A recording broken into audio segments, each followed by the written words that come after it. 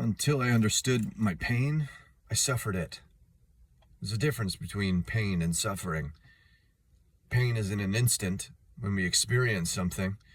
Suffering is the lingering and the attachment to the pain. My physical pain, until I understood it, I suffered it in a far greater way.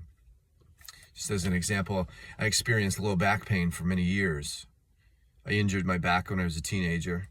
My father had a bad back. And so I assumed and I took on this heredity of having a bad back. And I suffered so much because I declared myself, I accepted an idea, a thought that I was destined to live my life with back pain. And when I found yoga and I started practicing yoga, I started to experience relief, profound relief, and then ultimately lasting relief and freedom from the pain that I thought was due to some injury that was going to permanently be with me throughout my life. I didn't understand my pain. I didn't understand where it came from. I didn't understand what happened in my body that led to the lingering pain of it, and my mind holding on to it gave me emotional suffering as well. And it's no different with psychological suffering. I suffered depression for a long time. My father also had depression.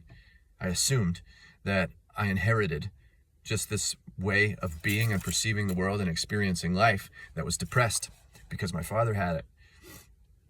I gave to myself this legacy of sorrow because of my misunderstanding.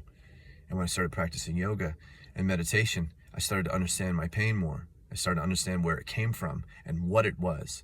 And ultimately, in doing so, found an initial freedom just in the understanding of it, and a lasting freedom in the alchemizing of and the reorienting and the shifting of the perceptions that I had about myself, about life, about God, about what our purpose is here, what my purpose is here, is what the meaning of life is.